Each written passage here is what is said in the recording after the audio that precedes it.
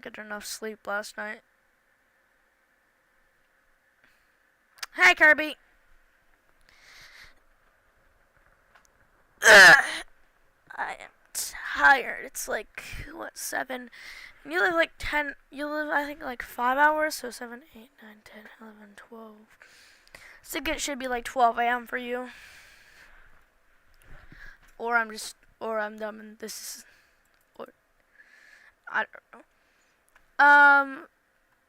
Well, if you read the title and you know that we're probably doing a reaction stream.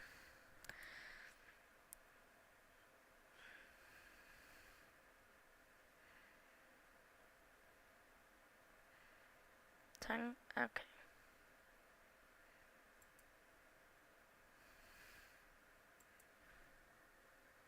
It's solo 6 for me. Okay, cool. Huggy wuggy. Yes, that's what I said. Goofball, I'm live right now. Okay. The Gargantuan Leviathan, gaming's biggest and scariest creature. If this video gets copyrighted, the Gargantuan then fuck you. I'm gonna turn it down. Leviathan. It's probably the biggest creature in any Jeez! ever. That's Subnautica, right? Horrible. It's also in the Return of the Ancients mod, which I play today. This has been requested for a long time, and I would like to personally say it's like an hour. to anybody that has requested this. Can I beat Subnautica backwards? Subnautica begins with you crash landing in the safe shallows, where you collect materials, build vehicles, and slowly make your way down to the deep depths of the dark ocean. So that got me thinking, how hard Very would it be freaky, to yes. starting at the lava lakes, the deepest, harshest biome of the game. Starting from here means I would have to deal with scalding hot water, limited oxygen, and some of the most hideous and creatures of the entire game. But despite all these harsh conditions, could I essentially beat Subnautica in reverse? In order to find out, let's get right into the challenging shenanigans. This is my modified life pod. Inside has everything I need for survival. A 3D printer, a medkit maker, storage, and me.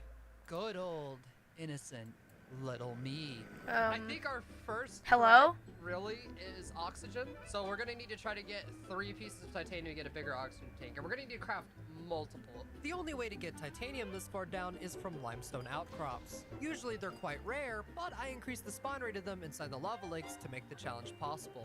But getting to them was much more difficult than I anticipated.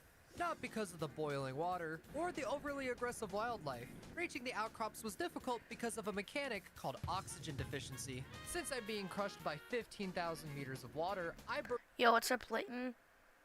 through oxygen 5 times faster, meaning my Don't you live like an hour before me? It's like 6:08 for you. 35 seconds of breathable air has been cut down to 9 seconds. The longest I've ever been with a woman. Come on, give me something. The longest I've ever been with a woman. Yes! Okay, we now have more oxygen. O2 tanks can hold an extra 35 seconds of oxygen, which at this depth will only be 7 seconds of air. So, I hear you ask, how will I swim to the surface? Well, we don't. I can't. Even with a full inventory of O2 tanks, I wouldn't even reach the Mountain Dew rivers. But what I can do is teleport there. Inside the middle of the inactive lava zone is the alien thermal plant, and it conveniently has a teleporter straight to the mountain caves. But to reach it, we're still gonna need a lot of O2 tanks. Here's an interesting fact. You don't immediately die when your oxygen hits 0. You instead slowly pass out, then die. But if you get oxygen before you die, you'll gain conscience again and only lose a couple of brain cells. And only so lose a if I couple wait of brain right till the edge of death cells. to switch out my O2 tanks, I can survive in the water for an extra 6 to 8 seconds per tank. This is a technique I will now refer to as edging. Where are they? There's gotta be an outcrop, a crumb, a little bit of something. Even with edging my 3 tanks to the max, I wasn't able to find any more outcrops or get anywhere close to the facility, which meant I wouldn't be able to progress. So I tried to think of other solutions. There were no other ways I could harvest titanium from here, there's no way I could make the outcrops respawn, and upgrading my O2 tanks is out of the question since they also needed titanium. After thinking long and hard, it was clear that I was soft blocked. But I didn't give up. In order to continue the challenge, I decided to bend the rules a little bit. By breaking out the outcrops, I acquired a lot of other materials that would be very useful later, but were useless at the moment. So using console commands, I decided to trade out those valuable resources for more titanium at a 1-to-1 exchange rate. This would be the only time I'd be allowed to do this, just because I had no other option besides lose. I tried 4 tanks. Yeah, I am nowhere close to the mound. No success. And 5 tanks.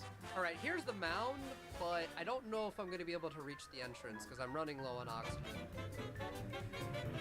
Yeah, I'm cooked. I might be able to reach it with 1 or 2 more oxygen tanks, but it's going to be really close. Still Me of the lava chicken see the. Oh my god. no success. Then I tried Oh 7 my tanks, god. the maximum amount I could hold at once. If this didn't work, I would have no choice but to give up. And at the worst possible time, it decided to show up. Oh. Oh, no, no, no, no, no, no, no. Please, please, please, please, please, please, please. No! No! Oh my god, dude, so much is happening. Oh, I gotta pray. Oh my god! Not like this, please. No! No, I'm sorry! No! Help! I'm having to juggle so much at once! Shut up! No! Oh my god. I panic and swapped really early, so I don't even know if I'm gonna be able to make it. This is my last tank. Oh my god, I reached it. I powered up the portal of the Minecraft Emerald block I found nearby and Minecraft teleported Emerald to block. the alien gun facility. I'm so But hungry and I instead of don't feel like eating. venturing out to collect resources, I was So- on a mission to acquire a purple Timu iPad. A purple Normally, I use Timu these products iPad. to binge watch quality content. SML. However, I can use one of them to open up this gate for a blue one. And with the blue one, I can Blue. open up the primary containment facility, which has 4 more portals I can utilize. But this was no time for celebration, because I still needed to swim all the way back. Alright, just gonna try to drain every last inch. Every last centimeter. Da, da, da, da. No! Run! How am I alive? Just need to focus on getting down there. That was dangerous. I should not have done that, but I do not fumble this. I'm mono, not Is that a fumbling warper? Aurelio, right? Not fumbling is Nine literally new part of my- biological. Oh my god, there's another one. I have not Da- seen da- you da- this da- da- entire time, run. and now you decide to show up. Are you kidding me? On top of my base?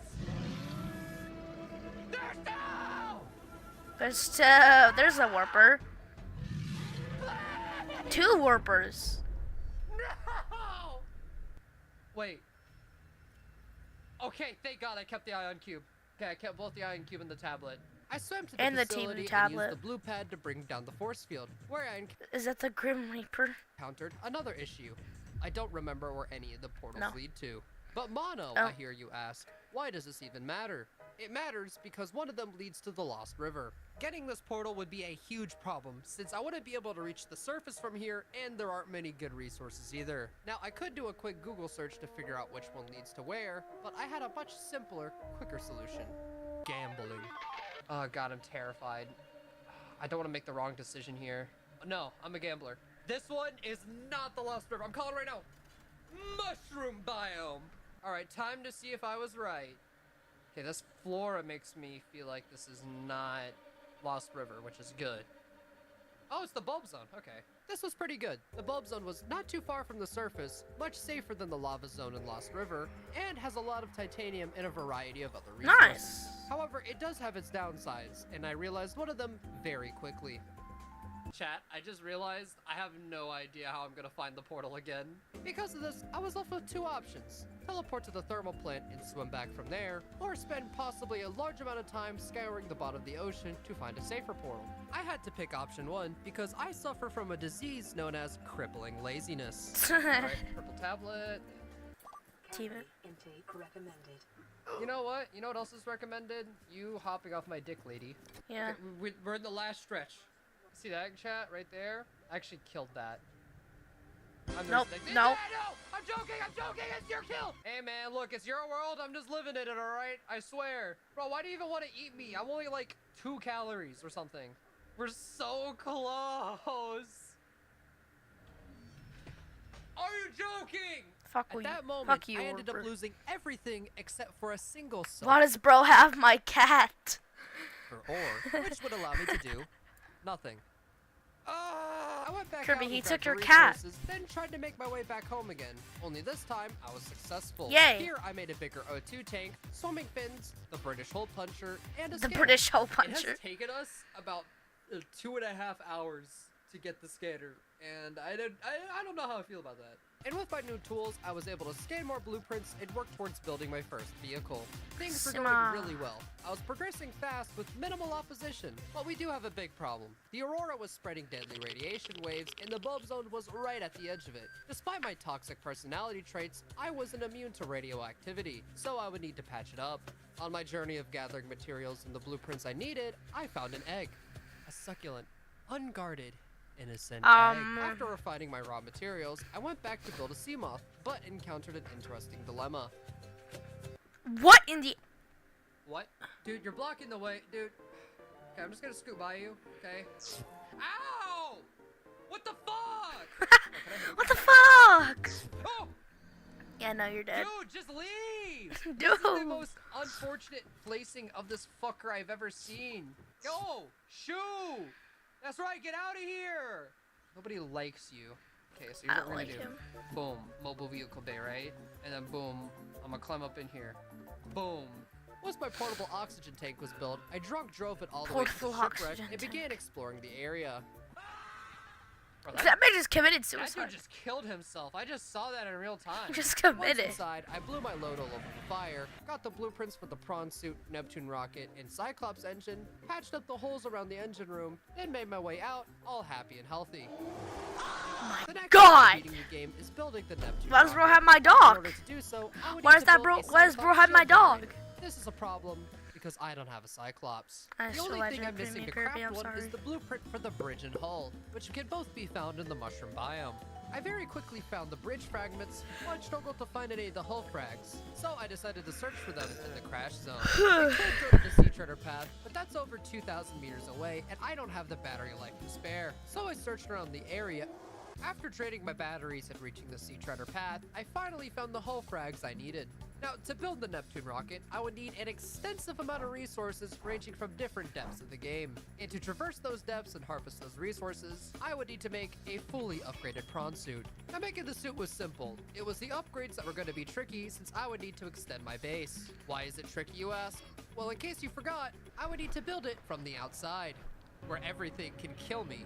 And for some odd reason, the moon pool wouldn't properly connect to the base. I tried every configuration I could think of, and I still couldn't get it to link together. So I solved this problem the same way I pay my child support.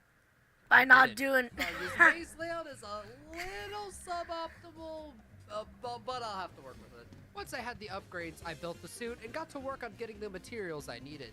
Titanium, copper, gold, lithium, and most importantly, alien foreskin. However, Alien in the middle of foreskin. harvesting, I realized I had made a huge mistake. Do I even have the blueprint for the shield generator? No, I didn't. The blueprint happens to be deep within the Grand Reef biome, the literal opposite side of the map. So I swung my way there like Spider-Man trying to rescue Gwen. Fast, but not fast enough. But not fast At enough. the Degassi base, I found the blueprint, but then disaster struck. Oh God. Hello. What's up, Warper? Actually, I should probably Kill yourself, Warper. I get out for 1 second. Oh my god. I just realized I have to swim all the way back there. Fuck. And it's 15,000 meters away. Just lovely. This has gotta be, without a doubt, the most painful setback of the run. Chat, you don't understand. My brain cannot handle these levels of just unstimulation. It's torture. It's torture. Like, if I was a secret agent and you needed to get some, like, information out of me, just put me in a room with nothing and I will fold like an omelet. I promise. I have finally arrived. And here's all my stuff. Kill. I will touch you inappropriately! I will touch you! Arrive. And here's all my stuff. I will touch you inappropriately! Inappropriate. Alright, let's get out of here. I am Warper. not swimming back there this time. I'm taking the seam off. I don't care. I am one minor inconvenience away from violating something on the Geneva From Convention. violating something. Yep, that's it. Come here, buddy. Come here. What's the matter? What's the matter, buddy? You were having so much fun earlier. So much. Oh my god. I'm not gonna be able to This man's go crashing out. with my sea moth, so I'm gonna swim from here. That's crazy. Oh god. Oh Help, god. Help! Get the fuck away from me! No! We are leaving. Goodbye. Have a horrible day. And with everything finally acquired, I got to work on building the Neptune rocket.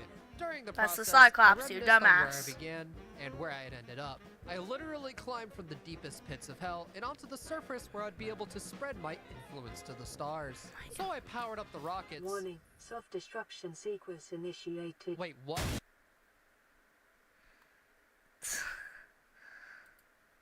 A while ago, my friend Alright, so that was that. You guys will watch another video by this guy. He's pretty funny.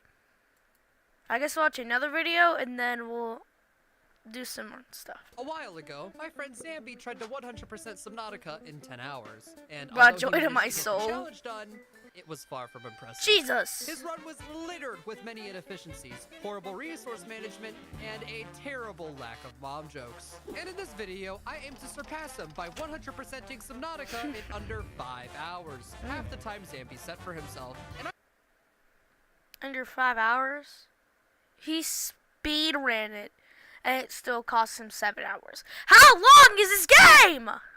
I'm so confident in my skills that if I fail, I'll give Zambi my entire YouTube channel. What? Who are you? Ungrateful little shit. I'm going to get some grubby. You live, I don't, one sec.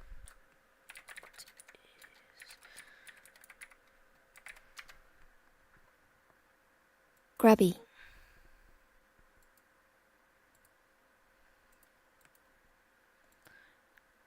Don't know what grubby is, and when I searched it up, it says that it's dirt, and I don't know if you want to get dirt.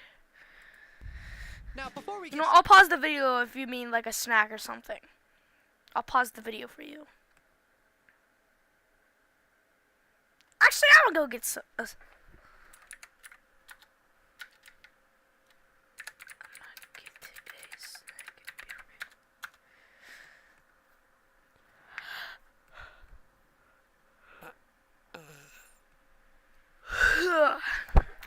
gonna go.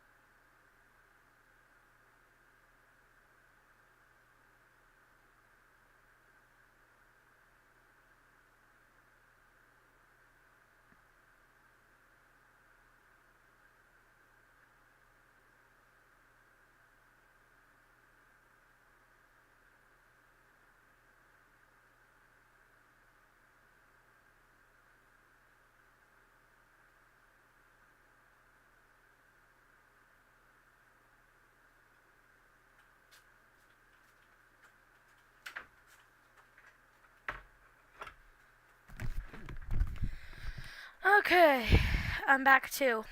Straight into the game, we have to do some studying and planning. You know, the thing I never did in school. What exactly made zombies run inefficient, and how am I going to improve that? Well, one of his biggest mistakes was his lack of knowledge on blueprint and item locations. For example, one of the achievements involves hatching this ugly little shit. Oh my god! Egg into blueprints. He found the multi-performance involves hatching this ugly little shit, which requires an egg into blueprints. What does he look like that? Blueprint in the jelly shrimp They did cave, him dirty. the aquarium in the shipwreck data box, and the cuttlefish egg in the mushroom forest.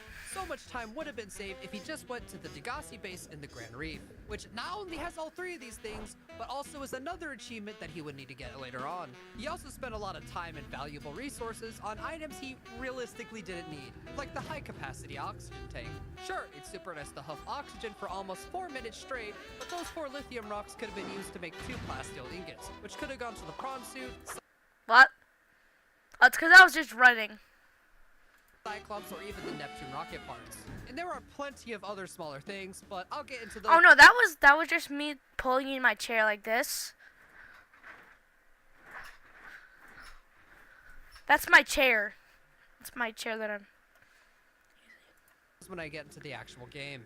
So now that we know what went wrong, all I needed to do was make an outline for the run. This would consist of counting the exact number of materials I would need to beat the game, coming up with a route to minimize travel time, and making a structured list of everything I would need to accomplish. However, I did IDK.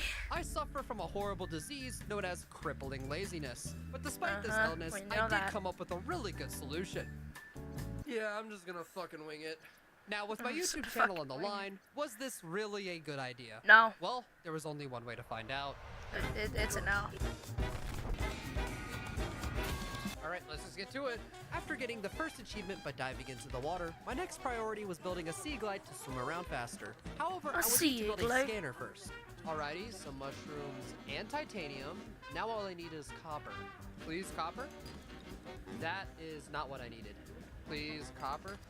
There we go. Sweet. Let me grab this peeper. Please. Please. I need food. Please. Please. There we go. You're gonna get cooked up, little boy. I made the scanner and an O2 tank, then hop back into the ocean to find sea glide fragments. Okay, there's a box over there. Yep, okay, sea glide fragment number 1. There should be a sea glide fragment here, hopefully. Unless I'm just absolutely unlucky. There we go. Okay, sea glide. Alright, let's get this thing crafted.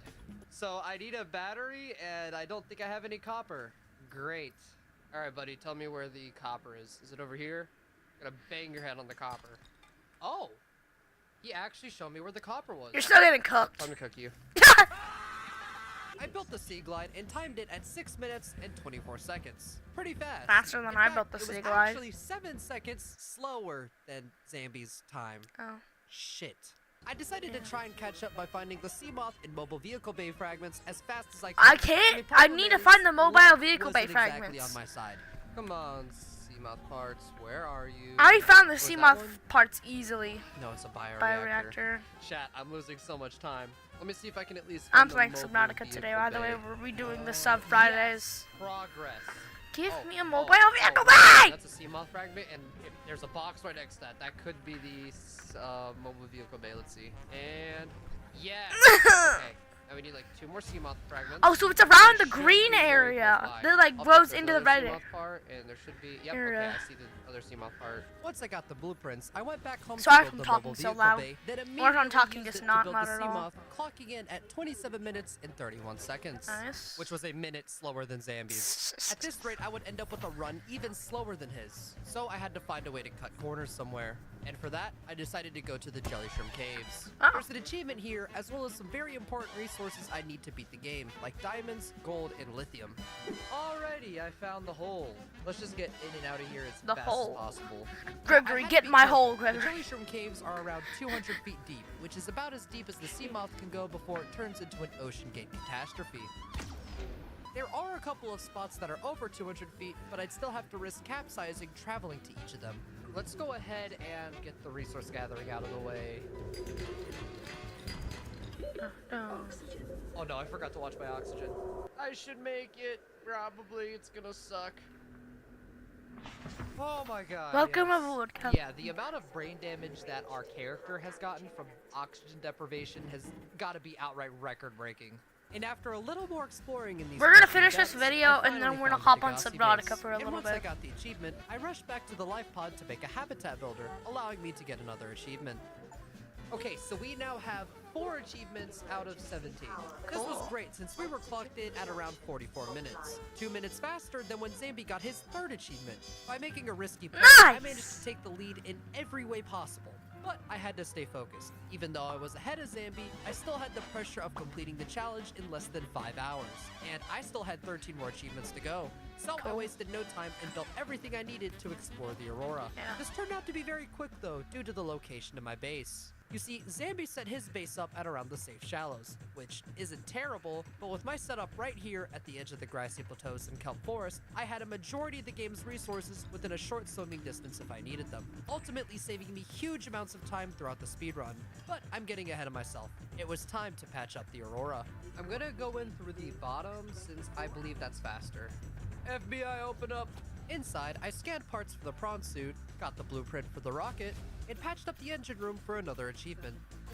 Ah, yes. No more yummy radiation to melt my brain into strawberry milk. Now, while The strawberry milk. I want to try to get all the Cyclops parts, and I think the first one I want to get is the engine, since they could literally spawn in here in the Aurora. Oh, I see one right there. If we could find like 1 more, that'd be great. If we could find 2 more, that'd be awesome. If we could find 3 more, that would be not as good, but I'll take it. And nothing else it looks like. All right. Still, 1 Cyclops fragment is what we refer to in the community as a big W. Now, the closest As place a with engine big fragments from W. here is the tail end of the Aurora crash. But on my way there, I could get fragments for the hull and bridge at the Mushroom Forest. So while I look for these bridge and hull fragments, I could also get some moonpool fragments over here too, and hopefully get the blueprint for that. Oh, yep, I think those are 2 bridge fragments. Okay, no, these are moonpool fragments. Still good. That's a bridge fragment. Okay, so we have the bridge, and we just need 1 more for the moonpool. And a hull fragment. That's great. Oh, there's the moonpool fragment. Okay, so now we just need hull fragments while we're here. So I've been searching for a minute, and I don't think I'm gonna be able to find it here. I'm just gonna have to search somewhere else for it later. Oh, good shit. I saw it last second. Alrighty, to the back of the Aurora we go. Alrighty, we just need 2 engine frags. Let's just get in and out of here as fast as we can. I always forget how thick the fog is in this area. Dude, it makes it so hard to see. Come on, where are they? Oh, oh, oh! Wait, where'd he go?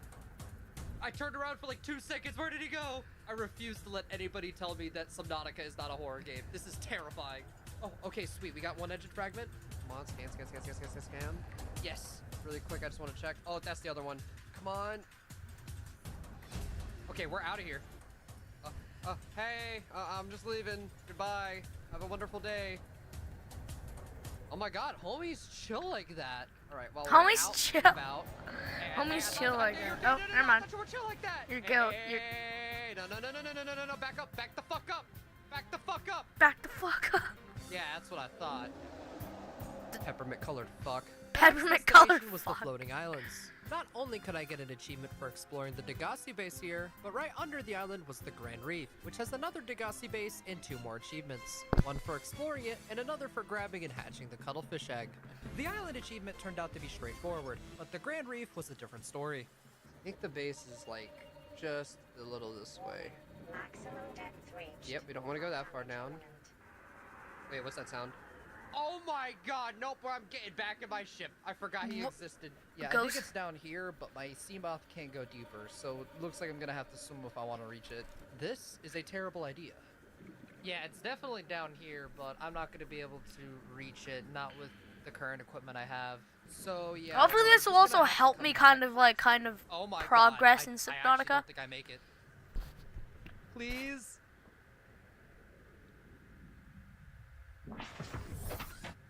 How did I do that? Before I went back home, there was one more thing I wanted to do.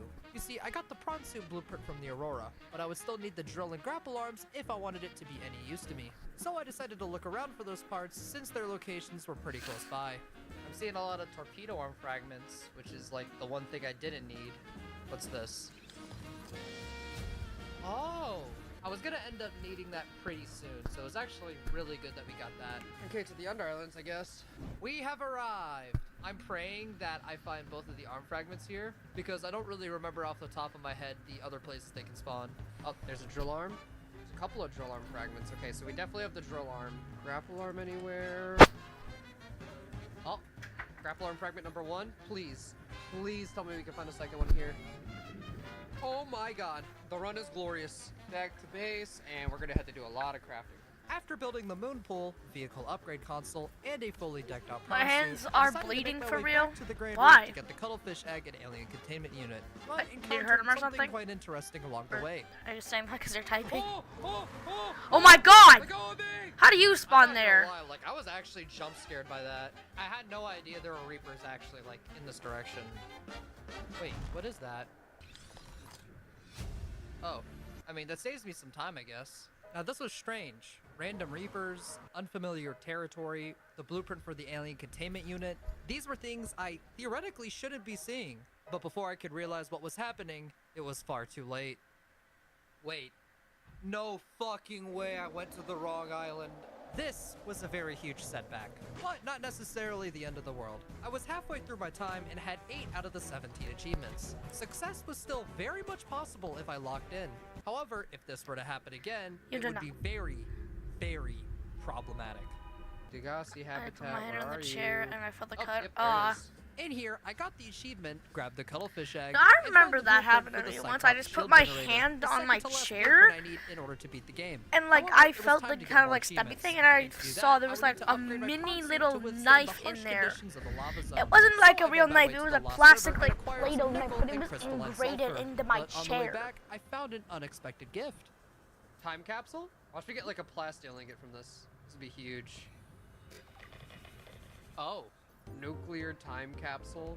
Homeboy out here just gave me radiation poisoning. Back home, I Homeboy realized gave I me- needed a lot more lithium for plasteel ingots. So I stored away my resources, built the alien containment unit, and dropped the cuttlefish so it would start hatching while I went to the mountains to stockpile on lithium. But it was at this moment when I made a silly little mistake. Did I go to the wrong island again? I went to the wrong island again. Bro, my sense of direction is fucking insane. I gathered up as much lithium as I could, rushed home, built the depth module, and even built a Cyclops, giving me another achievement and another headache. What? Oh, that's not good.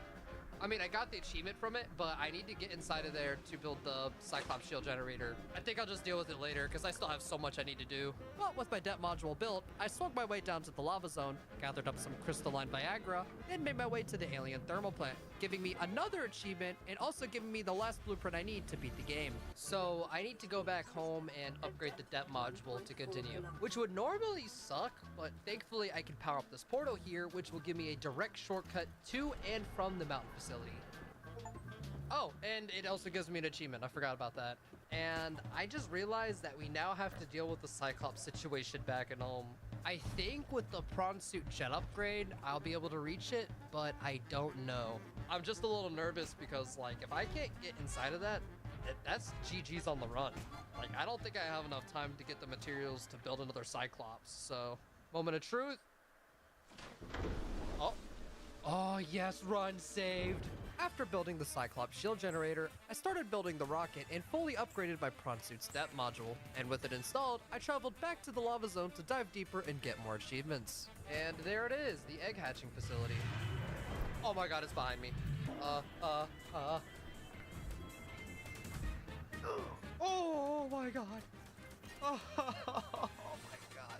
Alrighty, let's go say hi to Squid Mama Leviathan. Hey there, Big Mama. I might not be some plastic trash, but I'm still trying to get tangled in your tentacles, if you know what I mean. I clocked in this achievement at a little over 4 hours, meaning I had less than an hour to get the final 5 achievements. So I quickly powered on everything in the facility, gathered the materials to make the hatching enzymes, then rushed back home. From here, I finished building the rocket, crafted the enzymes, and then used them to hatch the Sea Emperor eggs, allowing me to cure my space aids and get another achievement. And with my space aids cured, I traveled to the mountain facility to shut off the alien gun, then rushed back home to release the cuttlefish, prepare the time capsule, and launch the rocket, giving me the last 3 achievements I would... Wait, 3? Hold on, I need 4. What could I have possibly missed? Yeah, I messed up. I had no time to think. I had to get back to the Lost River as fast as I could. I'm praying for like not a single ounce of opposition. All right, we're here. Come on, give me the achievement. There we go. Okay, we need to get up to the surface fast. We're almost there. Hey there, buddy. You're coming with me. Go on, You're buddy. coming with me. Now I just board the ship. All right, let's power on. Alrighty, it's been a lovely journey. I'm leaving this planet. Goodbye. And with my final 2 achievements acquired, I managed to complete the run in 4 hours, 41 minutes, and 47 seconds. That's right, I did it. I'm the superior Subnautica player. No losing my channel It's gonna blow up. today. Take that, Sam. Be you little shit.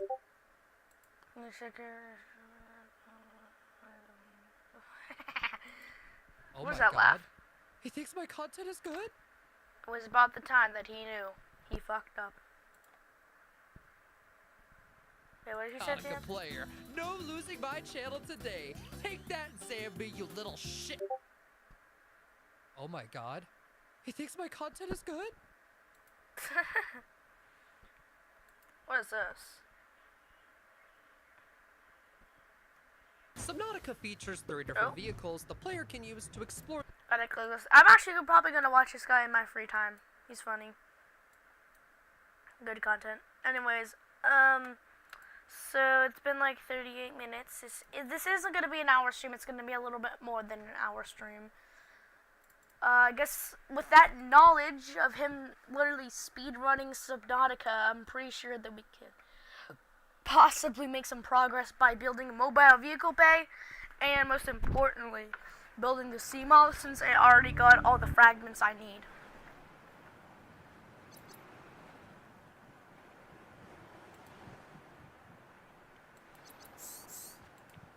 My hand hurts as hell. Yeah. Alright.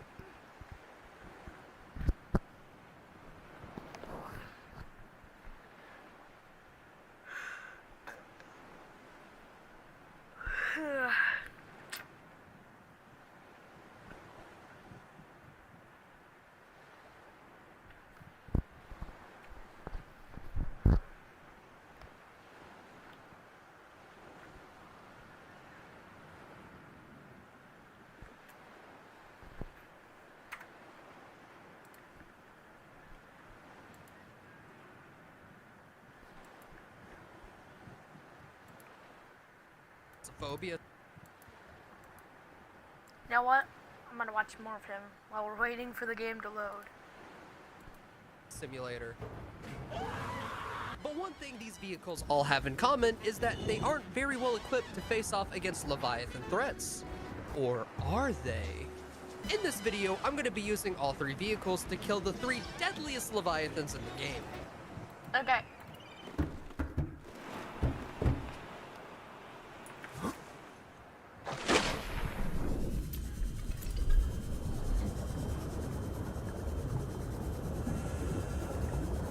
What games are you downloading?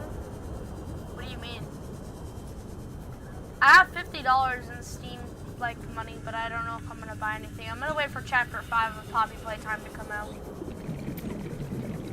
That's what I'm planning to spend most of my money on, is because usually when they come out they're like 40 bucks. Salt. Titanium. Copper.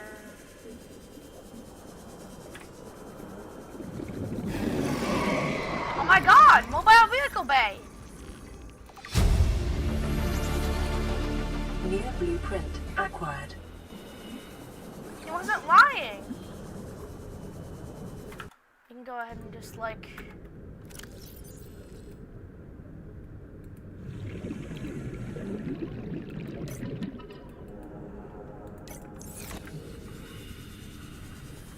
Well, the guy... I just thought my vids got deleted.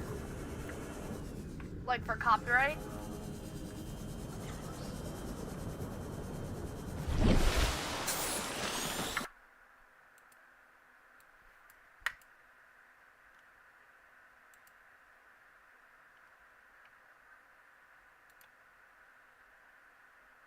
Huh.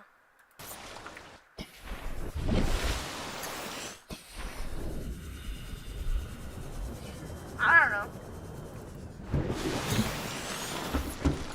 No radio. Let's get the mobile vehicle, but oh, we can craft it already.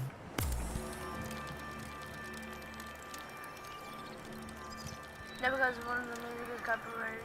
It just said deleted video. Okay. Well, at least it's only one video. Yoink. Yoink.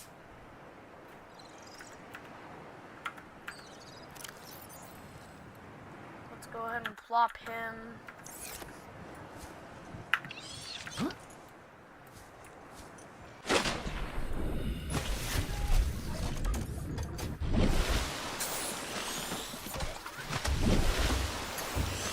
Okay. We only have one, and that's the sea moth. Okay, what do we need for the sea moth? What do we need for the sea moth? We need titanium ingot, which we just need titanium for.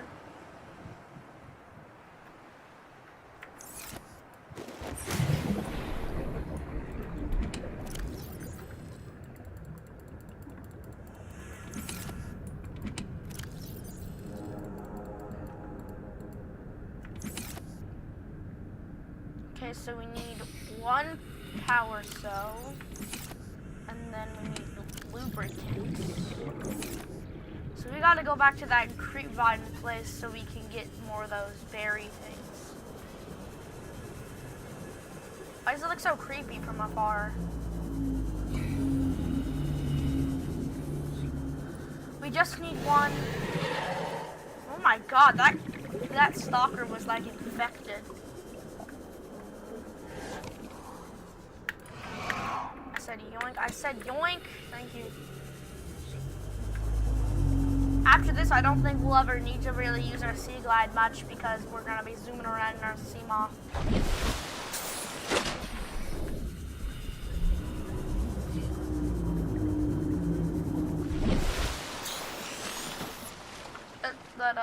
Good is.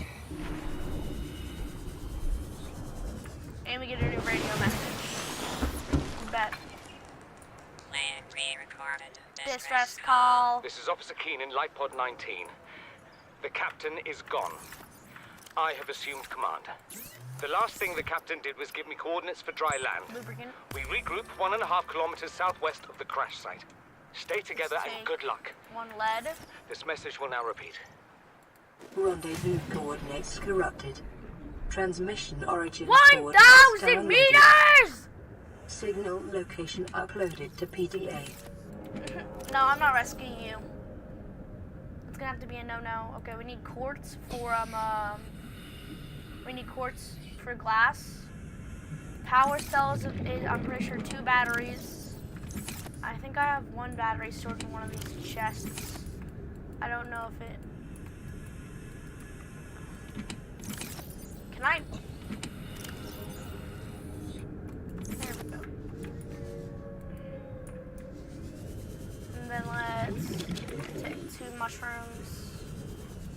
Go up here. Let's take down a copper and do this. Make a battery. Make a power cell. Okay, now we just need 1 titanium ingot and 2 glass. So let's go on the search for quartz. We need 3 more quartz. I'm pretty sure 1 ginormous long tube thing. Okay, 1 quartz, 2 quartz. Quartz is kind of easy to find. There has to be another one, right? Yep. Where are you? Oh, you're the one that came out on the side and annoyed the hell out of me. Okay, now we just need titanium. I'm pretty sure we can find some titanium over here.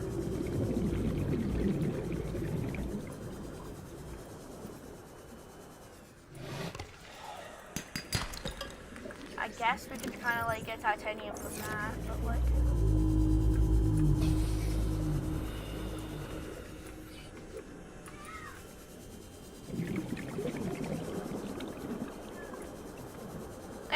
go. Metal scrap.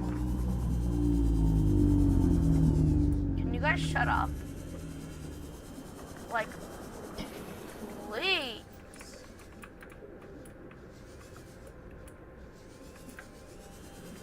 Thank you. I don't even know what your species is.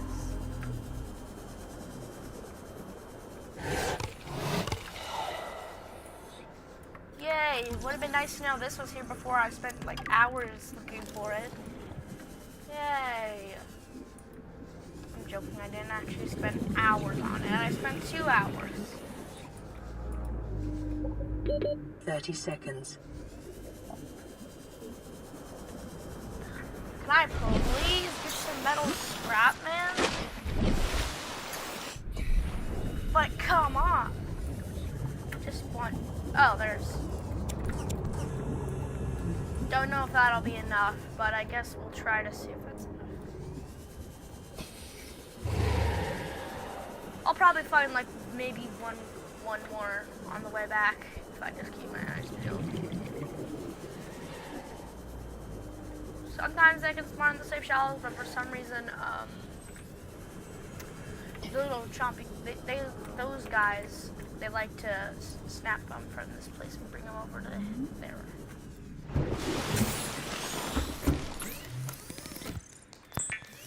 Okay.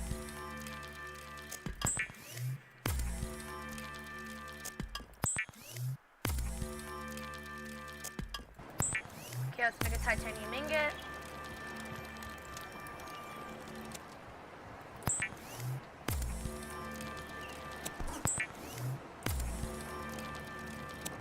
Alrighty guys, today we finally make progress. We are crafting the Seamoth. Is a fast, safe mode of transport, but remember that swimming is good for your officially glutes and unmarked endorphin mode. levels. I heard apparently that we're supposed to use this guy to try and like...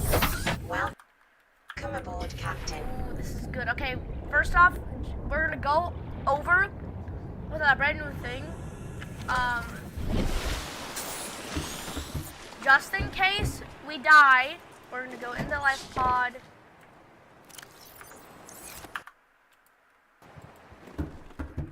And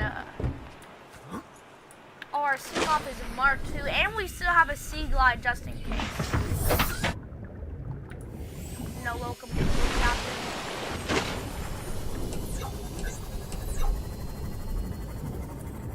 Oh my goodness. I just ran over a fish. I just ran over a fish again. I just ran over a school. Oh, get over here. I just ran over a school of fish.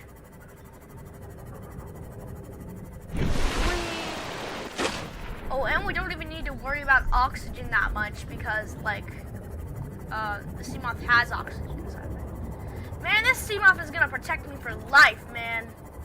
I love you, Seamoth.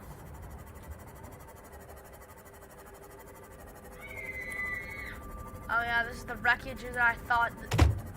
Stop getting in my way.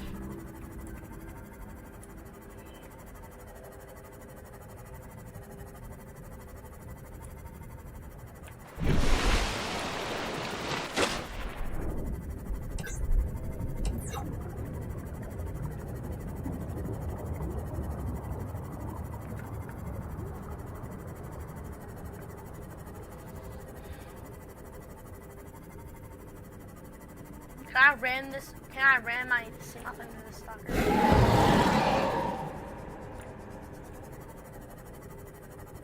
The answer was yes, I can indeed ram.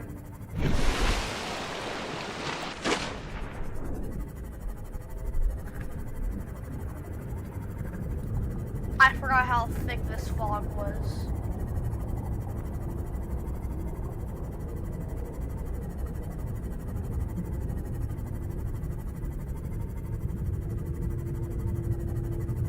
This fog is thick with 2 C's.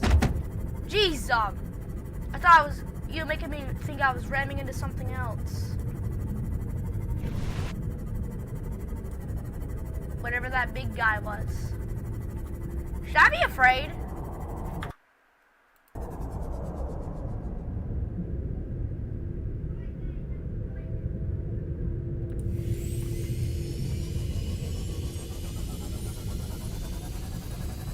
Life form readings in this region are sparse.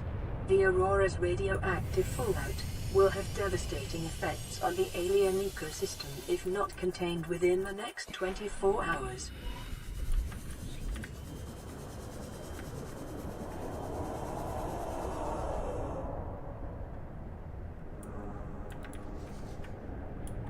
I'm stuck. Where's my sea moth? What? What? Fluid intake.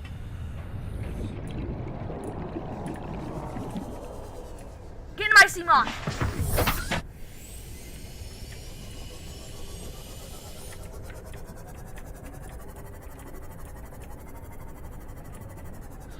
Oh my god! You are rumbling the literal sea, man! Fuck you.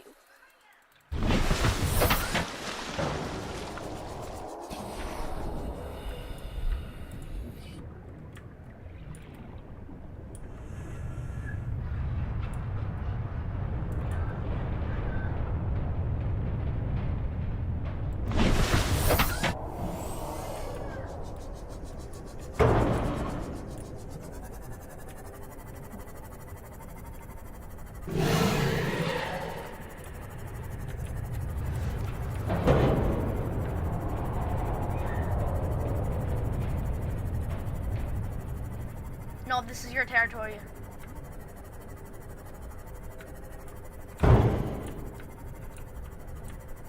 I was wrong for wanting to go.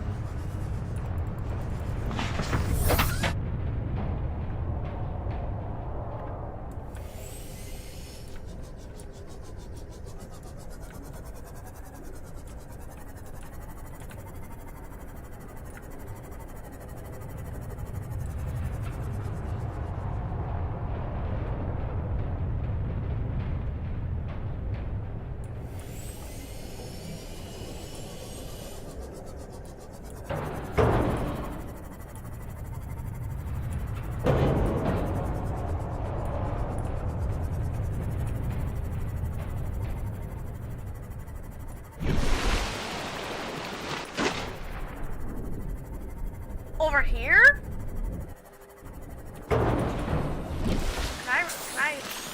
I can repair him.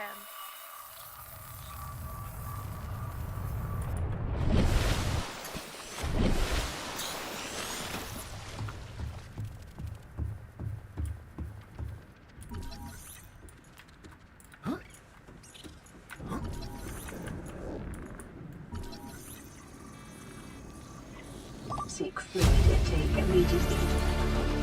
New blueprint acquired. We need a propulsion kit.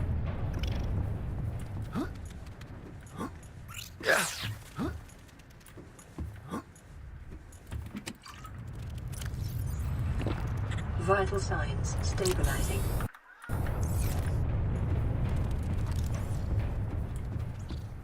Warning, ship's structural integrity is low. Fire suppression equipment and laser cutters may be required. Exploration is conducted at your own risk.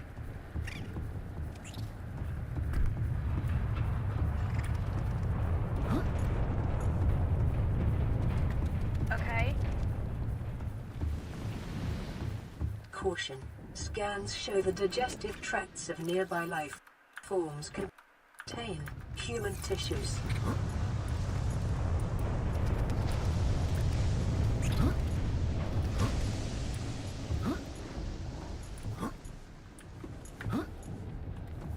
No.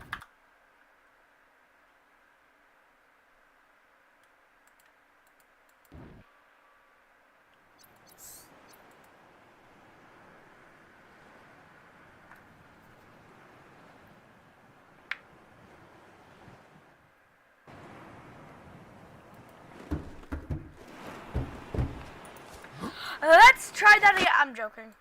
Alright, I think that's good progress. We figured out that we need the propulsion cannon. It's been about an hour. We're not done yet. We still got some more to do. Still got some more reactions. So why is my Spotify here?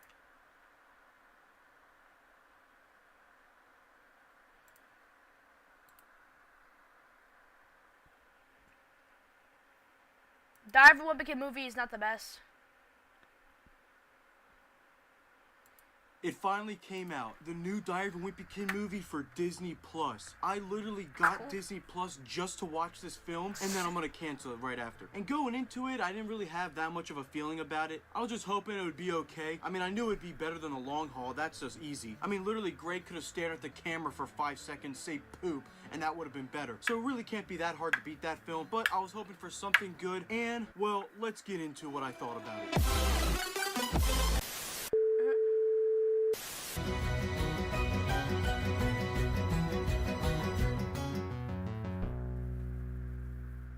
So, the whole opening of this movie is great. All the 2D animation stuff looks incredible, and I honestly wish one day they'll make a movie just like that. I like the 2D animation style. It looks exactly like the books, and it just looks accurate to the books. It's great animation, so I like the opening. But of course, that's not what this movie is. It's all CGI animation. So you get a big jump scare into that. Now, it's a little weird at first, but eventually throughout the film, you do get used to it, except when you see Freddie.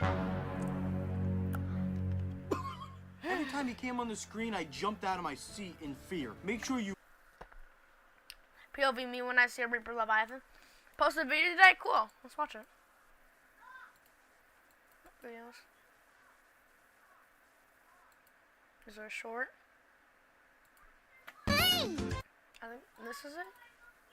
Yeah.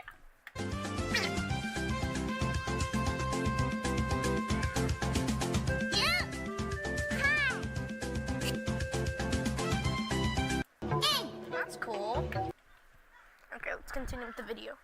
Warn your kids about him if you're watching this with your kids. So after all that opening stuff with Greg throwing the football to Rowley, we meet the other characters. And something that I noticed is that the voice acting is just so off, especially with the mom. It sounded like she recorded her lines on an Android. We were worried sick about you two. Where were you boys? Okay, maybe it's not that bad, but still, something is not quite right. It sounds like they don't even want to do the movie. Also, Roderick has AirPods?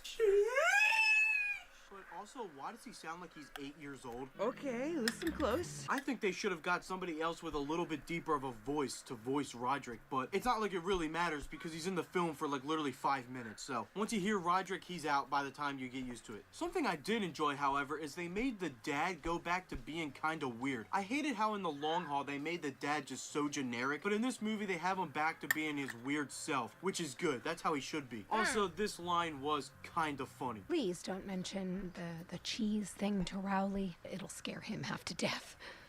Who's Rowley?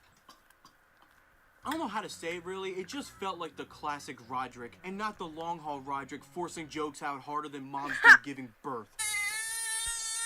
But something I didn't enjoy is I don't like how Roderick is the one that suggests to Greg that he should change Rowley. I think you should leave that to Greg doing that. By doing that, you're making Greg seem more likable, and that's not how his character should be. Greg is supposed to be the one that's like rude to Rowley, but not really knowing he is, but we'll see how it plays out. Cut him loose now, or you both drown. They arrive at middle school, and of course, they see all the weird people in the halls. A lot of what happens here is just basically the same as the book in the first movie. Nothing really too new. Like, they'll throw a change here and there, but nothing major. So they're at lunch, and Rowley says, "Can you play after school?" The whole school starts laughing, and Greg's embarrassed. They made that scene so over the top that I actually found it kind of funny. And then in this scene, I like how they're walking home, but it's supposed to be like months later. They say that in the voiceover, but they're still wearing the same clothes. Kind of reminds me of myself. Now we get to the trick-or-treating scene, and they switched it up a little bit.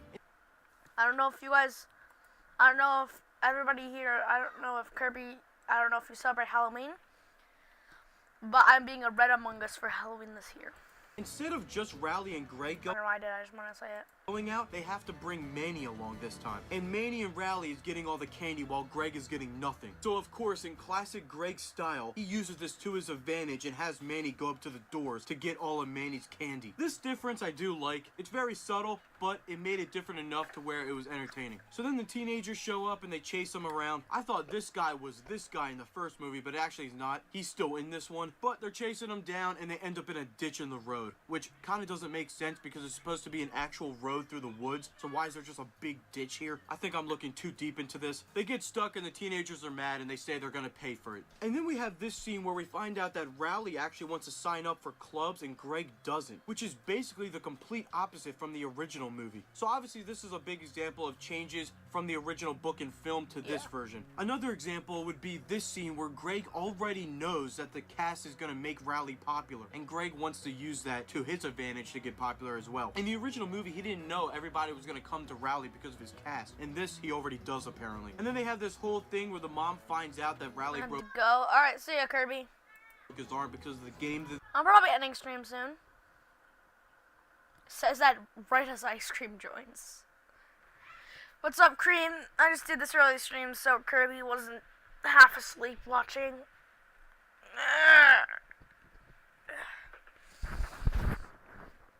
We played some Subnautica. I saw Reaper Leviathan and I said fuck no and I stopped. So that's cool.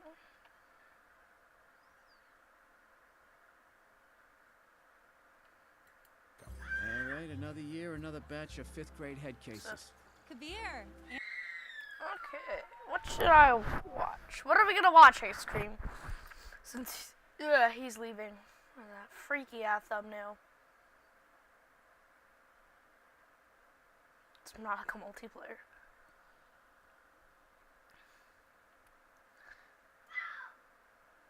Is that the guy from Delta Ruin? Also, me holding a Nokia, peak.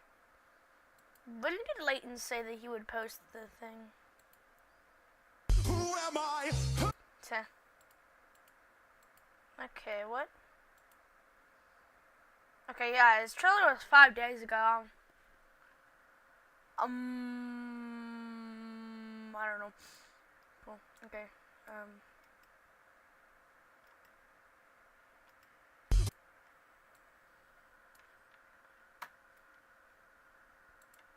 one sec, guys.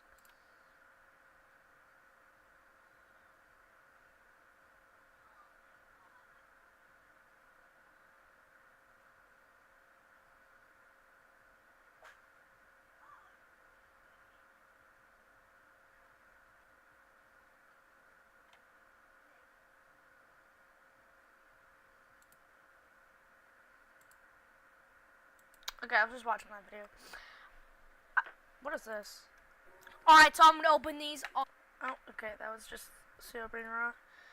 Today there is gonna be Steel Brain Raw. I'm gonna be at 3 p.m. So we will be doing that. There's another stream later. I don't even know. One sec, let me just.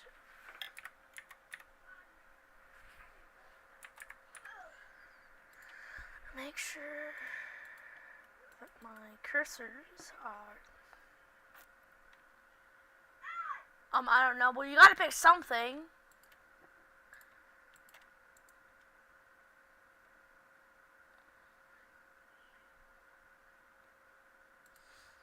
Can we react to Has-Been? I don't know if we can.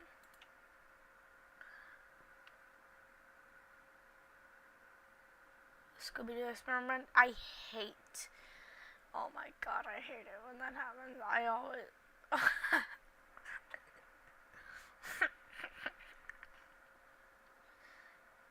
Just all the repeated bullshit that you were doing.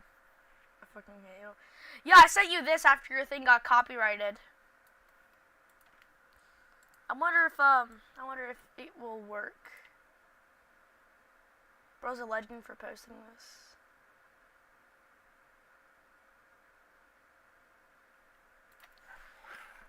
Has been hotel with watermark.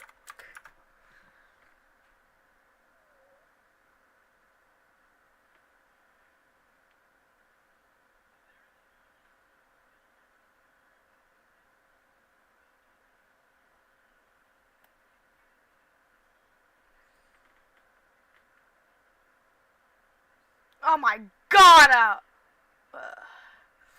Freaky. Freaky, freaky, freaky, freaky, freaky.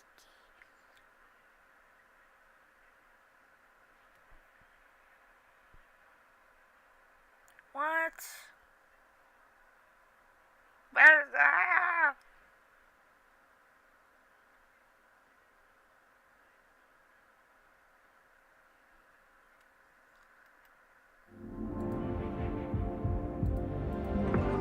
Is there a watermark or anything?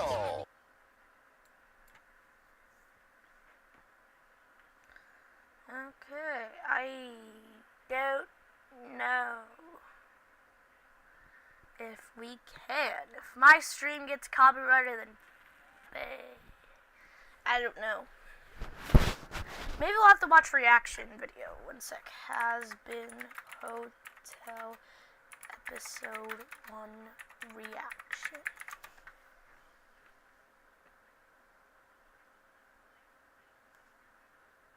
I guess we'll have to watch a reaction mashup. These are the watermarks. Yeah, like how they switched up. They literally just put a little prime thing right there.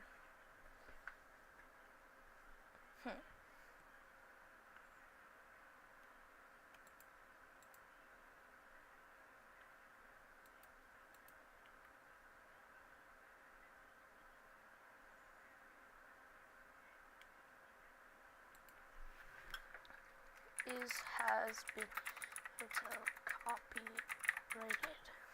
Well, obviously is. Why did I search that up? You already got all this Subnautica. Okay, let's watch this.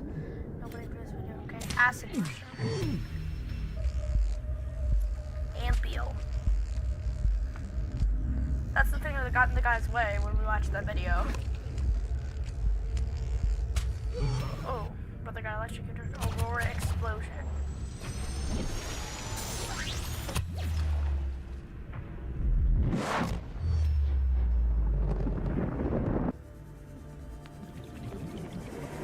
Bone shark.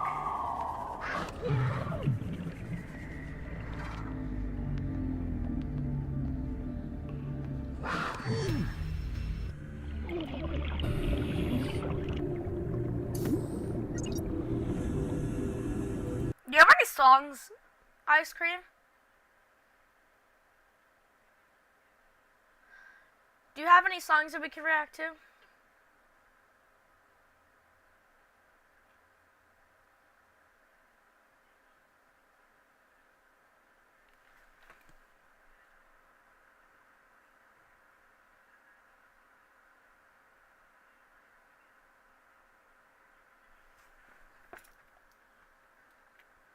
Volume 1. Roblox YouTuber is actually racist?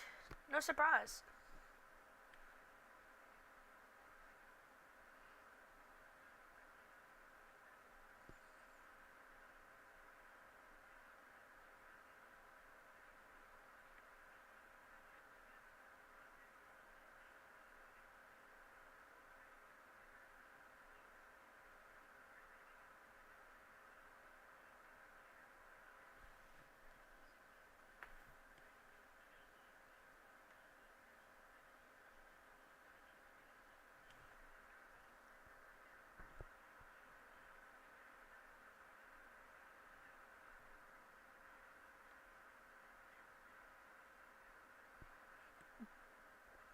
Duolingo. Yeah, I watched that. It was pretty funny. The Leviathan incident. Subnautica VHS. Wait, what? It's like an analog horror version of Subnautica.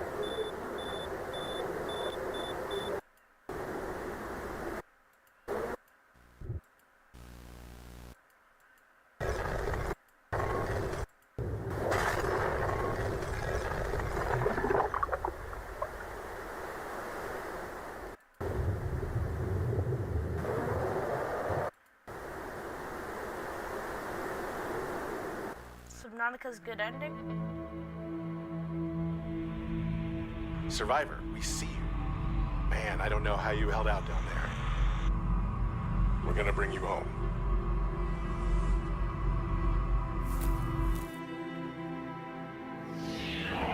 Sunbeam out.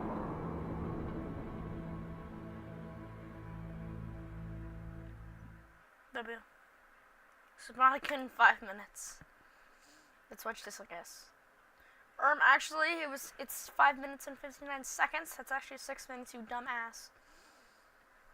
Subnautica takes place on an alien planet in the far future. How far in the future? The late 22nd century. So, unfortunately, you're dead. Sorry about that, but hey, look, fish. You crash landed on this alien planet on a ship named the Aurora. You were Riley Robinson. You were the non-essential systems maintenance chief for the Aurora on its mission to build a phase gate for future human colonization of this area of space. This multi-trillion credit investment by the Altera Corporation literally just went down in flames, but luckily the watery world of 4546b was there to extinguish those fires, because you clearly didn't do your job of maintaining those non-essential systems very well. You make your escape from the burning capital ship by boarding Life Pod 5, hurtling down to the planet's surface at breakneck speed. Ooch, a little concussion, but I'm sure a bit of fresh air will help. Being the occupier of Life Pod 5, you're the luckiest man on the planet, or the unluckiest, as every other life pod is either destroyed or its inhabitants are otherwise engaged with the local wildlife, meaning you're the only one still alive who now has to endure this hellscape. While bobbing around in the water and discovering new delicacies for humanity, you start to notice that some of these creatures look rather strange, and it's not just because of the large glowing eyes. Some of these creatures seem to have strange green spots. Why is that? Ah well, I'm sure that won't be a problem. In fact, the green ones seem to have extra flavour. After around a week of living it up in your new aquatic home, racking up quite the bill I might add, as your employer claims all of the planet's resources for themselves, a message comes in over the radio. A rescue ship named the Sunbeam is en route to rescue you. All you have to do is meet them at the rendezvous point in a few days. On the day of pickup, you head to the extraction point. It's land. You haven't seen that in a while, but there's also something else here. A big alien thing. Oh well, you've got more important things to worry about. Wait, it's a gun? A giant, multi-story alien gun. Well, that's just great. This is the quarantine enforcement platform, and it's what took down the Aurora. I guess you're off the hook for your maintenance failures. Trying to disable the gun, you have the world's nastiest injection, and that's not even the worst part. It says it can't be disabled by someone that's infected. What does it mean, infected? After all this swimming, you're probably in the best shape you've ever been. Maybe those green spotted creatures have something to do with it. Maybe you shouldn't eat any more of those. Well, if rescue is out of the question, maybe it's time to head into the Aurora to see what you can salvage. Emergency. Maybe that's best avoided for a little while. The ship's reactor just detonated, and while all that radiation could help you sprout some fins for moving faster, it's probably not a good idea. Heading further down below the waves, you find traces that you might not be the first human to arrive on this planet. It turns out a ship had gone missing over this area before, the Degassi, and the Aurora had a secret mission to discover its fate. The crash had 3 survivors, a father and son duo, Paul and Bart Torgal, and Marguerite Mida, who was employed to protect their ship from pirates. They survived for some time, building bases and heading deeper and deeper below the waves, before their final base was destroyed by a Reaper Leviathan. Paul suffocated after following a light after the base. Literally just saw. Oh my god, it all ties in. His destruction, with Marguerite stabbing and clinging onto the Reaper that had caused the attack, determined to kill the beast or die trying. Bart made it back to the surface, but later succumbed to a strange infection. Hopefully that's not what you've got. Deep down in the planet's core, you discover the disease research facility. This place has seen better days, and so have you, as it's not just the fish that are green anymore. This disease is called Kara, and was first discovered by the aliens who built this facility and the gun, known as the Architects. Somewhere in space, the Architects found this disease, and it wiped out over 143 billion members of their species. The aliens quarantined their homeworlds and set up remote research facilities to study the disease in hope of finding a cure. 4546b was one of these planets, but something went wrong. The Architects studied all of the planet's life to try and find a solution, and a creature known as a Sea Emperor was their best lead. The Sea Emperors produce enzyme 42, something that could cure the infection. The Architects captured a Sea Emperor and its eggs, designing them a specially made aquarium within the primary containment facility. But either from age, illness, or some unknown reason, the Sea Emperor they captured only produced an unstable version of enzyme 42 that couldn't permanently cure the disease, leading the aliens to focus on its eggs. Try as they might, they couldn't get them to hatch, and in desperation, they turned to a similar creature to try and find a solution. Sea dragons are very similar to Sea Emperors, although they are a lot more aggressive. The Architects learned this when they tried to take a mother sea dragon's eggs to the disease research facility. facility. Enraged, the mother headbutted the facility, dying in the process but also destroying the research station, causing Kara to escape into the planet's ecosystem, killing off almost all life on the planet. Even the mighty Sea Emperors died out due to a lack of food. The architects studying the disease broke and fled, some disposing of their bodies and uploading them into the digital world to survive the catastrophe, while others were not so lucky. Only the captured Sea Emperor and her eggs remained as a source of enzyme 42, and therefore a cure. Making your way to the facility, you meet the Sea Emperor, who has the ability to speak to you telepathically. That or you're really tripping. The last Sea Emperor sustains all life in this part of the planet, using her telepathic abilities to train small fish known as peepers to carry her unstable enzyme 42 around the seas. It isn't a permanent cure, but it's kept the world going for the last 1,000 years. The Sea Emperor tells you that natural ingredients found across the world are needed to hatch her eggs, and after collecting them, her young are finally born, who produce pure enzyme 42, saving yourself and the planet in the process. The mother Sea Emperor then finally succumbs to old age, her mission complete. So donning a radiation suit, you head inside the Aurora, fix the damaged engine which is causing the radiation, and obtain the plans for an escape rocket sent by a message from Altera. After constructing the rocket, you blast off, leaving 4546B behind. Permission to land will be granted once you have settled your outstanding balance of 1 trillion credits. Well, I did say you racked up quite the bill, and special thanks to my patrons, Mateus. Alright. We'll watch one more video, and then we're gonna go ahead and probably do whatever, something.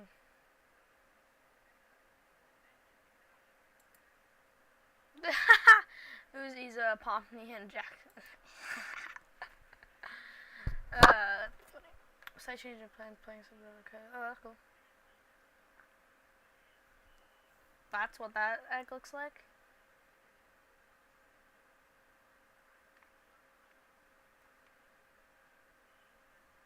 Everything I touch becomes a Leviathan.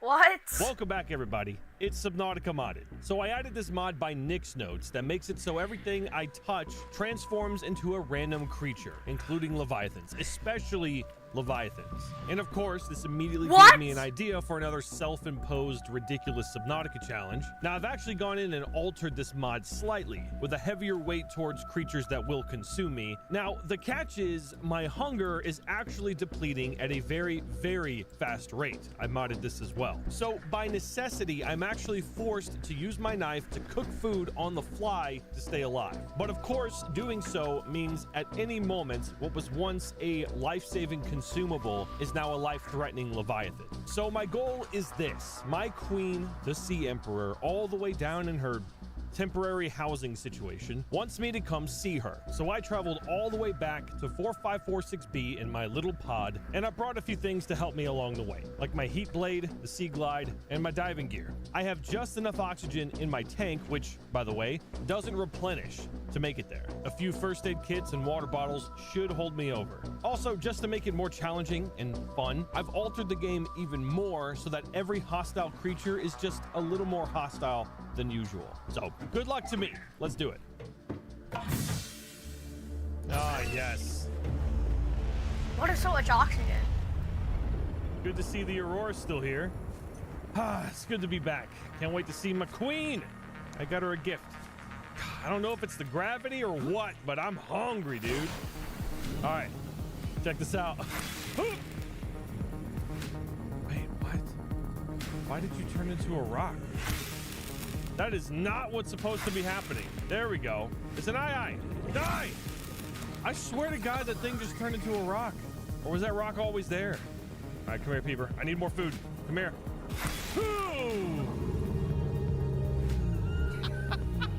I can't eat you. Hoverfish. Did I just hear a...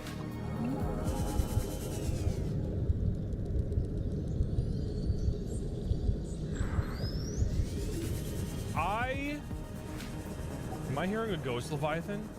I wonder if the fish I hit did not actually turn into a rock, but instead... The rock's gone.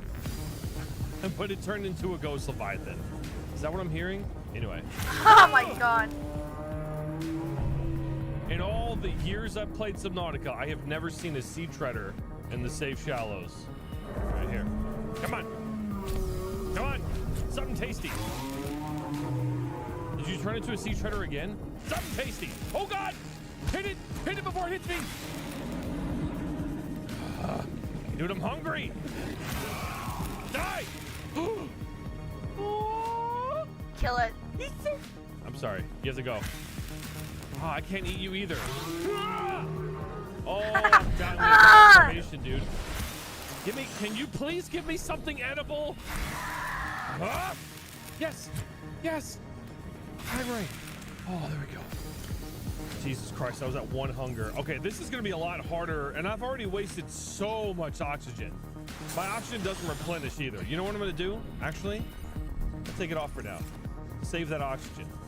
I need to collect at least a few of you. Anyway, so what I was trying to say before, oh my God! Oh, dude. Oh, I'm so dead. I think it transformed into something big and pushed me away. I'm gonna die. Come on, come on. No! Oh, this is why I brought the first aid kits, dude. This is why I brought them. Did you? Okay, whole thing. Yes! Yes, yes, yes, yes, yes, yes, yes. Oh, thank God. Technically, I don't need to be over here. I actually need to start going over here. I'm not going to put my tank on. This is the strat, right? I'm not going to put my tank on until I get close to where I need to go. I'm going to go behind the mountains. And there's 3 of these guys. No, no, no, no, no. No, that thing will kill me immediately. No thanks. Last time I did a challenge. Okay, whoops. Because that was like 20 minutes.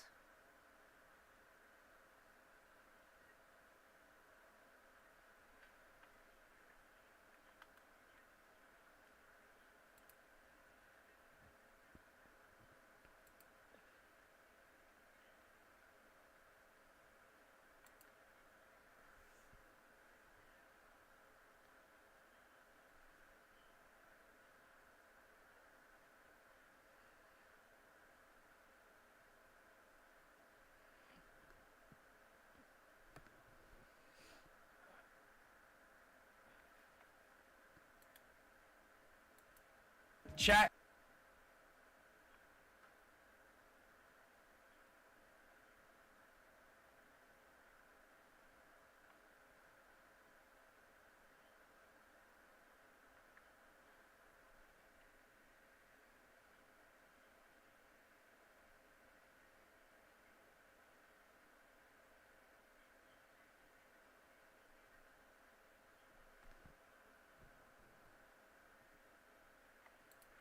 It's been about 1 year since I made The Wicker Devil, a game where you try to collect wood for your cabin fire so you don't freeze to death, while a bloodthirsty deer creature is trying to eat you. The challenge was to make the game in 24 hours, which I ultimately failed, taking 25 hours to complete it instead. I released the game anyway, and as I went on to live my new life as a scam artist, you guys actually showed the game a lot of love and support. So I thought, what if I did remake the game, but actually good this time? Because honestly, the original was something I wasn't completely in love with. In the original version of the game, you had a cabin in the woods with about a 10-meter radius to walk around in before you froze to death or got caught by the Wicker Devil. The new map has been expanded a ton to include multiple new areas for different moments and story beats throughout the game, which splits it up nicely into a bunch of little segments. But I'm mainly going to be covering the part of the game that's based on the original, so I don't spoil too many things. We also redesigned the cabin, although you'll see it's still incomplete. The new setting of the game is built to be a fictitious national park, and the first absolute must for us was to have a mascot as a Smokey the Bear spoof. But instead of a bear that warns about wildfires, it's an owl that warns about wildlife. Here's the sketch I made when I originally had that idea. So, as always, when I need some kind of art done for my games, I went to my professional artist of a sister to exploit her for free labor. She made a couple of concepts, I made a bunch of requests for revisions, which completely ruined it, and we went back to the original concept and ended up with this guy. We still haven't named him yet. We're trying to think of something kind of punny like Smokey the Bear is, so if you guys have any ideas, drop them in the comments. We put together a few different versions of him to populate around the map. I made an old dirty wooden cutout in Blender, and Substance Painter Maeve designed a stamp, and we're currently designing his friendly safety message for all the campers who are coming by. While Maeve was working on the owl, my good friend and buddy Tyler designed a national park logo, which came out looking which I actually love so much, I printed it out as a sticker and slapped it on my water bottle. You can only buy stickers in a pack, so it cost me like 20 freaking bucks. I started putting together the map, some of which uses assets I own from the original game, some I made myself in Blender, and some are mega scans. And some I even 3D scanned myself, which is something I'd never done before this project. I saw that my mom had these really cool owl statuettes, and I thought they'd look perfect inside of the cabin. After scanning them, I had to bring them into a retopology software to produce a low poly version of them, and then bake the texture from the high poly into the low poly. It took a couple of tries, but once I got it, I added in some extra detail with a normal and roughness map and fixed up the texture and affinity photo, sharpening it up and getting rid of a small dead area. I did that for 3 hours and the result looked really cool. And you'll probably see many times throughout this video that the environment is still very unfinished, which shouldn't be a surprise to anybody because there's this super famous proverb I'm always hearing, Shawkat hates environment. But what's a national park without a ranger? Meet Elijah, the protagonist for our story. He's made from a metahuman, who I sliced the arms off of, replaced the hands with some warm winter gloves, and thickened his arms to become flannel sleeves, and gave him plenty of animations. Hey, I don't appreciate your tone, mister. Stop crying. See, it's funny because I animated him. Whoa! See, it's funny. Also, if you're a regular follower of my channel, you might be asking what happened to my main project, Nightly Routine. Well, after some talking and some contemplating, we made the difficult decision to put Nightly Routine aside for later, because Wicker Devil will be a much faster project to complete. Okay, no more of that cutesy-wootsy stuff. Now let's get back to the real video game. The game begins with Elijah rolling up to his new job as a national park ranger when his supervisor suddenly is nowhere to be found. The story that ensues requires a lot of brand new mechanics to support what hopefully will become an immersive, interactive, and very stressful experience. I created a physics interaction system for better cohesion of the player into the world, as well as environmental puzzles. I created a note system to support the story, and also, if you hold the note up to a light, it shines on the paper. Pretty cool, right?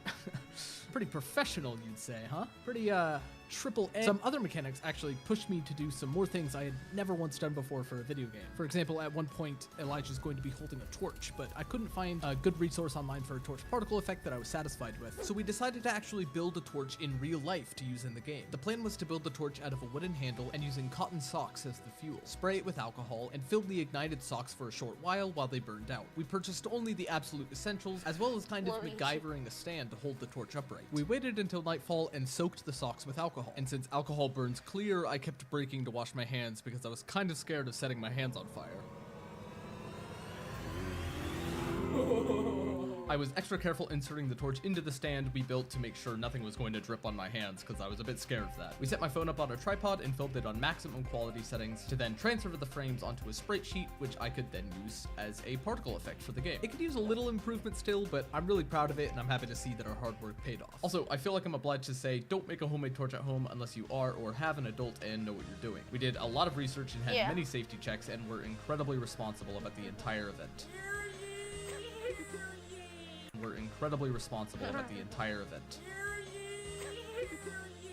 But Elijah isn't the only character that exists in the magical, mystical world of the northern Midwest, so we turned to metahumans. Metahumans are obviously an incredibly invaluable resource because you get an insanely high-quality, fully rigged mesh. And we took it just a little bit further by retexturing them in Substance Painter to get a better fit to the setting of the game. But then there was the question of animation. Full-body animation is multitudes harder than hand animating first-person arms, so I went on to attempt motion capture. Unfortunately, motion capture suits can go for about $2,500, and I simply do not have that kind of Brookie. Dough. Bread. Bacon. Cheddar.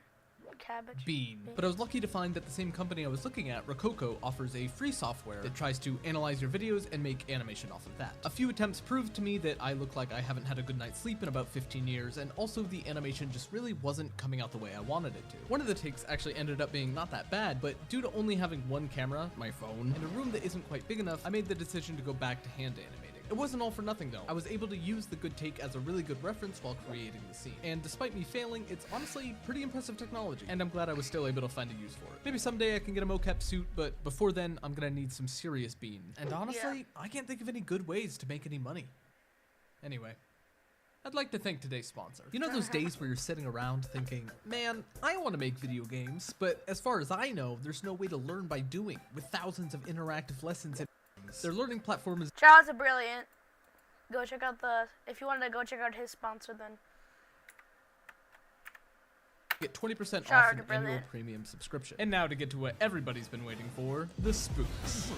The original Wicker Devil design is great, but it's in desperate need of an upgrade. Hi, how are you? So I opened Blender and I started sculpting. First, an artist artist must concentrate and visualize his concept. I wanted to keep it true to the original, but the original had some glaring issues that needed to be addressed. If you remember from the previous video when I make it, I just stretched a deer model around to get something I liked, which left me with really janky shoulders, broken noodly arms, a bad rig. So minus the head, I resculpted the model from scratch. I feel like I'm finally starting to get the hang of sculpting, putting together basic forms, and slowly whittling away at different layers of detail to get a result I desired. So I gave him proper arms this time and changed his hooves to hands. I don't think I mentioned it in the last video, but I actually always wanted the original to have hands. I just knew it wouldn't be a possibility to do within the time limit. Since hands are notoriously hard to sculpt, I used tricks like actually downloading a free resource of hands and just pulling it around until I got something I wanted and sculpted off of that. I wanted to keep the head as close to the original as possible, but the topology was all messed up due to all the stretching and deforming I was just talking about. But man, I hate retopologizing. This is gonna take forever.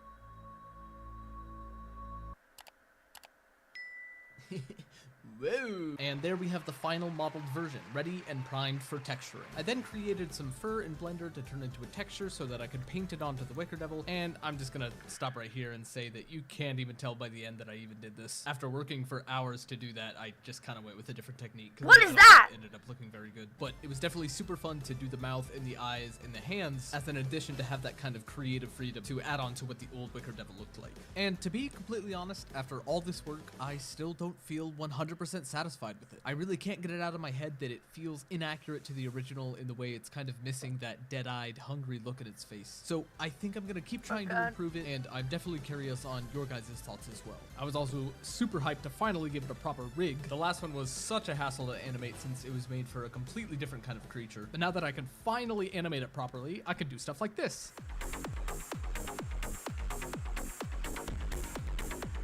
What?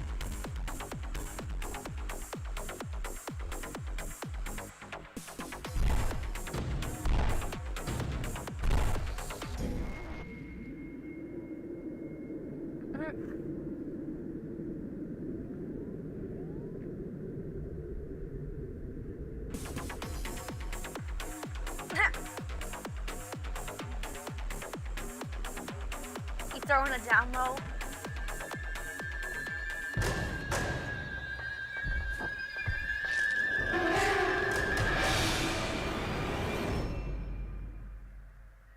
Jokes like this are why my videos take like 3 weeks to make. Now that I have the new and improved Wicker Devil ready, it was time to recreate the original game loop. In the original, the Wicker Devil roamed around outside, chasing you when you joined him out in the cold and tried to crawl through the open windows. If he got inside, you would automatically get jump scared and lose the game. Now, instead of losing the game immediately when Mr. WD finishes his animation, the fight isn't over. He actually can come fully inside of the cabin now, which has been a challenge to design and animate since he barely even fits when shoot him with a shotgun! Now, you might be saying, Shotcat?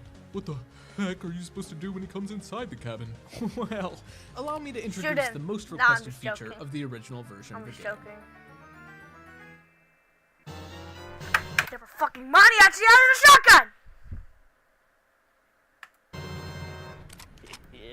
Now you have a tool to defend yourself from getting chomped up, but it couldn't be too easy, so we had the cool idea of making the shotgun handling completely manual, meaning you have to insert each shell yourself, and since there's a very minimal HUD, there's no display of how many rounds you've put in, so keeping track of them can save you time. A lot of the mechanics were centered around interaction and having a minimal HUD, like the notes, and having full control over opening doors, and I wish I had more full-on gameplay to show, but everything is still very much a work in progress. I'm going to be posting more updates on Twitter and Discord if you still want to keep up with it, and that Steam page is up right now, so wishlist that bad boy. Thank you. You're welcome. This whole thing has been an absolute ton. Okay.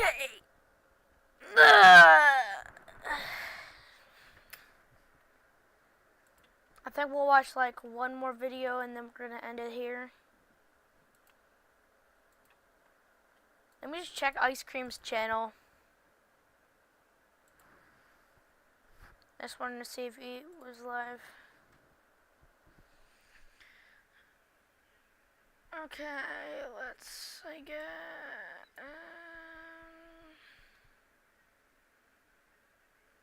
I made another horror game in 24 hours. Let's watch this.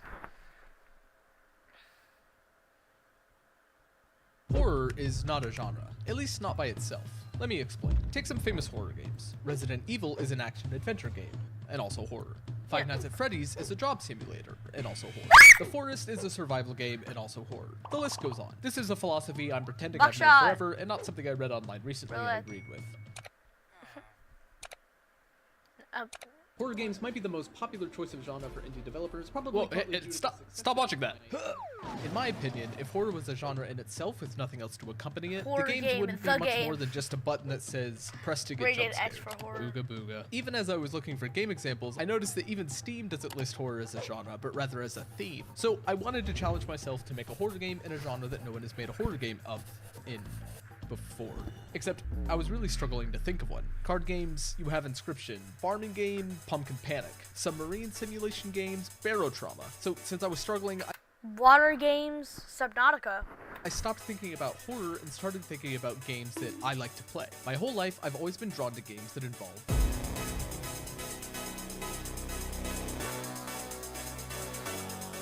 for example, Apex Legends, Dishonored, Celeste, Spider-Man PS4, not the PS5 remaster. Get out of here, imposter. Hollow Knight, N++, Crab Champions, Mr. Fancy Pants, Titanfall 2, Just Cause 3, my beloved, Super Mario Bros, Learn to Fly, Batman, SSX, Super Monkey Ball, Mirror's Edge, a Shady Knight demo, It Takes Two. Wait.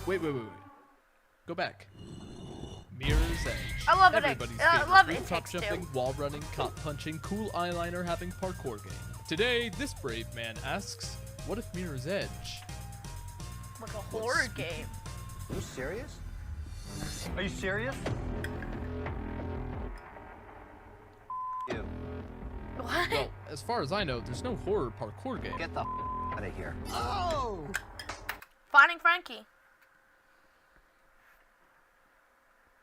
I bet you if I search up horror parkour game, finding horror parkour game. Boom. First thing. First result, first link we see, Finding Frankie on Steam. First game we see, Finding Frankie. Won't want to be ya. He's an idiot. He's a con artist. Kevin, don't feel bad. I don't feel bad. Don't feel bad. It was a perfect idea, so I immediately started designing. Last time I did an episode on this, there was some confusion on how it worked, which is no one's fault but my own, so I just wanted to make sure it's clear this time. When I made the Wicker Devil, I made it in a 25 hour period, but only got to work on it about 16-ish hours because I had to sleep and eat, unfortunately. This time, the goal was to make the game in 24 hours of work, broken into two 12-hour sections. I also completely designed the game before I start the timer, because having a solid, detailed plan is crucial to a good outcome for this kind of challenge. So now that we're all cleared up, this is what I came up with. A monster is chasing you through a parkour map, and you must make it to the end before he catches up to you. But here's the twist. The monster is smart and always analyzing your movement. So however long it takes you to complete the current level is how long the monster will take to complete the next level. Because of this, each level is scarier and must be completed faster than the last. You win the game by completing all 5 levels. With that, the timer begins, and I started the most important step, which is making the map look pretty. Then I switched to the irrelevant stuff. I was confident I could make all the movement mechanics in the allotted time period because I had programmed movement systems before many times, just for funsies. Heck, even Nightly Routine, my Panda Fantasy survival game, has sliding, vaulting, gliding, and grappling, as well as a button that puts it in your Steam wishlist. Wink. So in a pinch, I can reference those projects if I get stuck. Lateral movement and jumping was a breeze to get through, but I couldn't move the camera yet because I actually wanted to attach the camera to a skeleton mesh bone so I could add procedural animations later on. So before anything, we're gonna have to build a skeletal mesh for the player. I have absolutely no idea if I'll have time to animate some kind of player model, but if I do, it'll be way easier if I just use his hands and feet. I already own some glove models, but I didn't have any shoes, so a little too much longer later, the skeleton was done. Now 2 hours later, I can finally move my camera around with it attached to the bone. I messed with the character movement component on my character, which is such a time saver, so when you sprint, it ramps up speed over time like in Mirror's Edge, and added all the classic platforming tricks like coyote time, jumping higher with a longer button pressed, and increased gravity when moving downwards. And to those who aren't familiar with Unreal, I'm not doing all of this from scratch. Unreal has an incredibly robust character movement system that I'm building off of, which attributes to being able to check off these boxes in only a couple of hours. Sliding is something I love to make, and it's not too hard. All you have to do is make the character decelerate very slowly and have the angle of the floor influence the direction that you're moving. Wall running took a little bit more finagling because there's more things to check, like moving the player alongside the wall, but also making sure that it updates the direction based off the wall's normal, so you can move on curved surfaces, as well as allowing you to jump off of it in the direction of the wall normal, slowly applying gravity so you move downwards, and most importantly, moving along the wall at the same velocity that you had when you jumped onto it. And it was vaulting that actually screwed me up for a while. The one I thought was going to be the simplest was just not working for way too long. My character kept getting stuck inside floors and bouncing around, or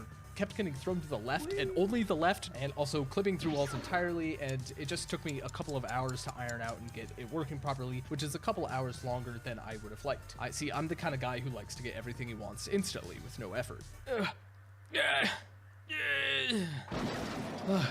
If only I had a website that effectively built up my programming and processes. Brilliant is designed to be W to Brilliant again. Just me about their website, designed to think like a programmer, to brilliant.org/shawcat, or click on the link in the description. With it, you can also get 20% off an annual premium subscription. Thank you again to Brilliant for sponsoring this video.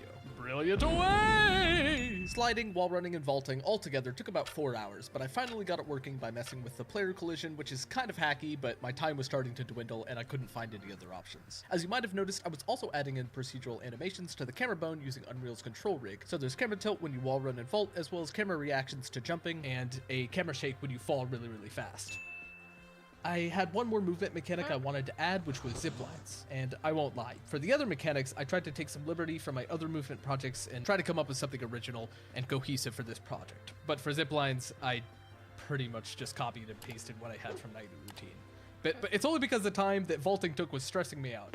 Zip lines are simple though. You connect to the spline where you enter it, and it moves you along and throws you off at the end, or you can jump off at any time. They're also momentum based, so you move along the spline at the same speed that you grabbed onto it. I could add movement mechanics forever because it's addictive and I love it, but we're nearing the halfway point and I hadn't even added any horror elements to my game yet. So I called it a wrap on movement and started putting together the first level, and then I'll get onto creature creation. Then I'll get creature. Oh. Why does that look like Granny? Whoa, sorry, my computer froze or something. I don't know, that was weird. Anyway, I'm letting the map be made primarily out of boxes, so it's feasibly possible for me to actually make some in a couple of hours. So I just gotta lay it all out, continuously test it to make sure everything's spaced out well for the movement, and make it about a minute long to complete. I'm trying to move fast, so I'm pretty sure I can wrap this up in about 30 minutes. 3 hours later. Holy crap, that took 3 hours. I completely forgot about the incredulously famous proverb, Shawcat hates environmental design and also he's bad at it. I really wanted to get a head start on the monster and make him tonight, but it's just way too late now. I have to go to sleep. It's the next day, and I've got to focus on the second half of this game, the horror. Before designing the monster, I wanted to come up with the logic. So there's no way I was going to make some AI logic system that could navigate through the parkour map and follow you and do cool flips and tricks and stuff. So instead, I just made a spline that follows the map from start to finish and had this ball move along it. And if it catches up to you, you lose. I'm really glad I did it this way because one, it literally took me like 10-15 minutes to create, and two, I was actually kind of terrified running away from the sphere because I had no idea how close it was behind me. So it's finally time to design the monster. I cracked open Blender and... What? Dying Light. Dying Light is a horror parkour game.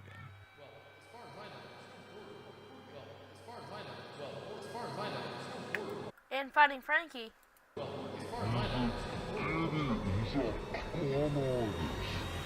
Well, I wouldn't really categorize Dying Light as horror, but it does have its horrifying moments. But most of all, I'm shocked I got this far into the development without even thinking about Dying Light, especially because that's another game that I love and I've played it quite a lot, but it's too late to change course now. Last time I did this challenge, I made a monster from a pre-existing deer model, and this time I want to do it from scratch. I needed something that can kind of follow you like a ball can, so I decided to go with this spider-like creature because I had a pretty cool idea, and I'm not going to tell you what it is yet. I'm just going to take you along for the ride. I drew this up during my design process, but I didn't really have a great idea in my head of what that was going to look like in 3D. I just knew I wanted something kind of like a spider and something kind of creepy, which means I was changing a lot of things as I went. Like, don't get too attached to this creepy smile I started with. I change it later on. I gave him a giant thoracic body, a spindly neck, and a face that will hopefully make a player say, "Oh, good heavens, that sure tops off the old fear meter. I dissuade myself from seeing that creature again as it invokes deep feelings of horror." To make it Or is what we call spider-like, I sculpted these holes for the arms to go in. Wait a minute.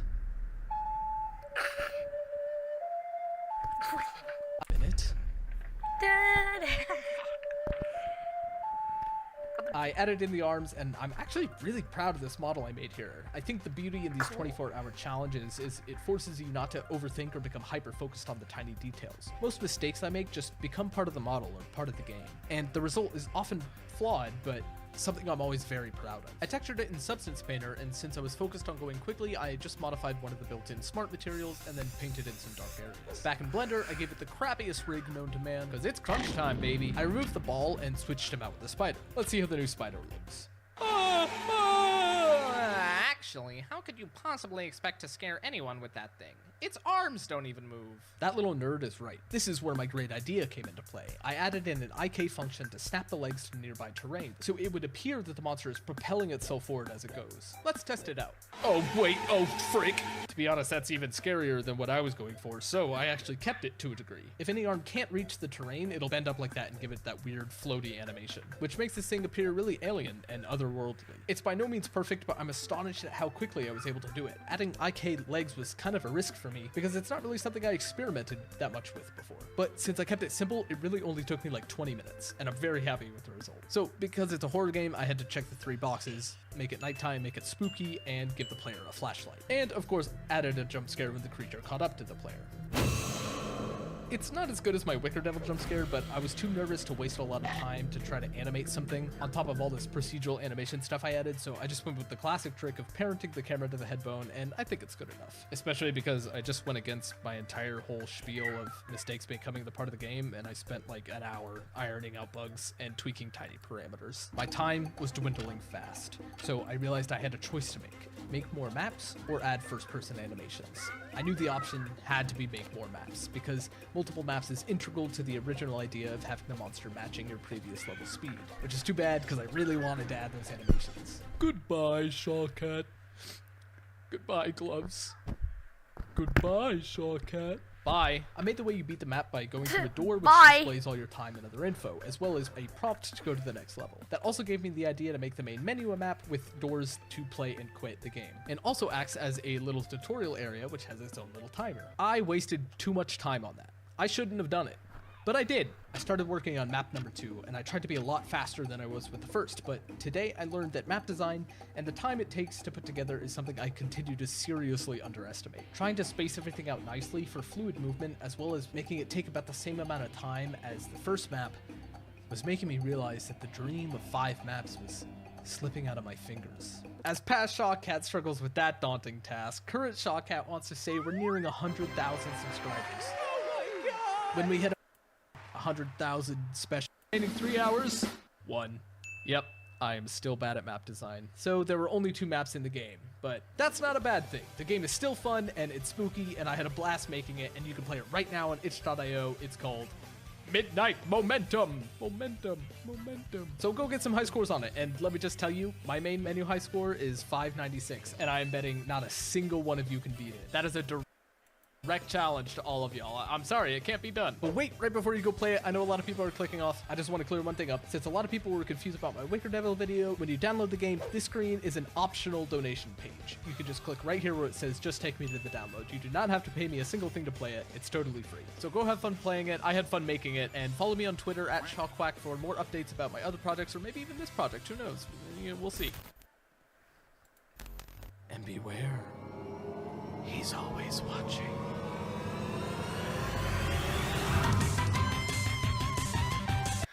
Okay, guys, so we got a good stream. This stream was mainly for Kirby. Did pretty early.